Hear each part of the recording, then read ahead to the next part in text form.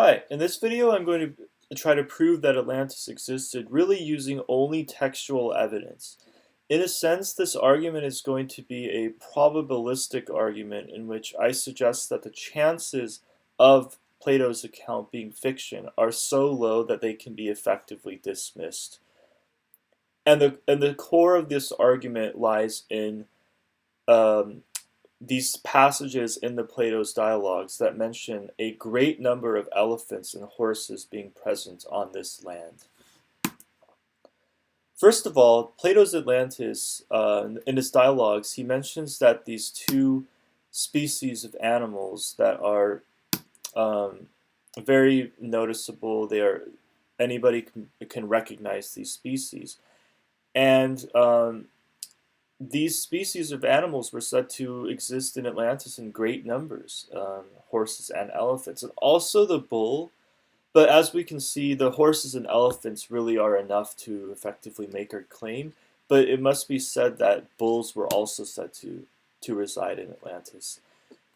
And and the textual evidence from Plato that establishes that elephants were on this island, or that Plato claimed that they were on this island, are these passages. But in Critias, he clearly says that there were a great number of elephants on the island and specifies that the elephants are the largest and the most voracious of all animals. And he also says that the roof of the temple of Poseidon, which is the temple that is being discussed in this passage, the roof was actually covered with ivory. And this temple was described really as being a vast temple. It was 600 by 300 feet in dimensions. And so that's like 180, that's 600 by 300 feet would be 180,000 square feet. And if you do the calculations, that number of elephants requires, that amount of ivory requires 7,000 elephants to have been killed. If you take the average weight of an elephant's tusks into account and you perform those estimated calculations, and if you suggest that maybe they killed around 10% of the elephant population in order to actually build this temple in that given time the temple was built, which is a reasonable amount because that's around how many elephants the African that's the percentage of African elephants that are killed by hunters and poachers in Africa right now. So if you multiply that 7,000 elephants needed to build this ivory roof temple by 10, then you get 70,000 elephants. And that's a very, very large population of elephants, which is really, Africa as a whole has around 400,000 elephants as of now. And Africa is an enormous continent, and so you can really see that that Atlantis had a great number of elephants and also horses. Sorry, this should actually be horses, not bulls, but clearly, horses were very, very important for Atlantis. There was a race course that was created around the main city for the horses to race in. And the army and the military forces made heavy use of horses, and there was a cavalry, there was a chariot army, there were chariots, there were horsemen who were fighting on foot. So clearly, these two animal species just were extremely important for Atlantis. The problem is that Atlantis was described as coming from the Atlantic Ocean, as I mentioned in a previous video, and these were lands that were supposedly in the Western Hemisphere. And so, what are the chances that Plato happens to have meant a story about lands in the West that had elephants and horses before circa 9600 BC? And it turns out that Plato was actually right about that too. There was no way that he could have even guessed that there were lands to the west because the Greeks at the time supposedly didn't know anything about lands being in the Atlantic Ocean. And there was no reasonable reason to suggest that those lands could have had elephants and horses either, given that elephants were considered an exotic species at the time. And there were some trade routes and links with India at the time, and there was, you could argue that trade routes with Africa could have brought elephants to the Greek world, but by and large, elephants were an exotic species at the time, and to just come up with a story about an island having elephants and horses in the West when there was no reason to suggest so, and that actually having been correct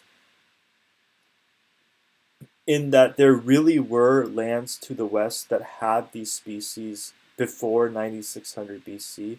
The crazy thing is not just that he was right about the general lands existing and those lands having elephants and horses, but that he would have been wrong if he had picked the date for that civilization to be anything other than the date that he picked, which is 9600 BC.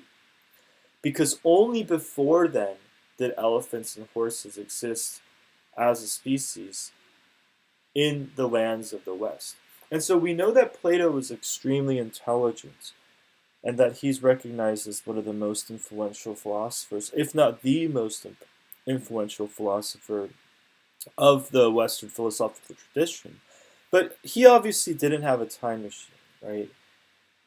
So the only answer that could explain how he really came up with this story that turned out to be so true in retrospect is that he was just incredibly lucky, right?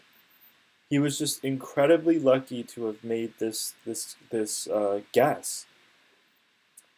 But the chances of that coincidence actually happening, that Plato came up with a story in which there were elephants and horses in these hypothetical invented lands to the west, and not only at a just a random time, but specifically getting the time frame right of there being horses and elephants in those lands in the Americas only prior to 9600 BC. I think the chances of that coincidence are so low that the alternative, that he had special knowledge from a legitimate source, and that legitimate source provided him with the information that he needed to actually make a claim that ended up being so correct in retrospect. And I'll finish with this. Then listened Socrates to a tale which, though strange, is certainly true, having been attested by Solon, who was the wisest of the seven sages. That traces the story and how it was passed down to him through his grandfather and through Solon.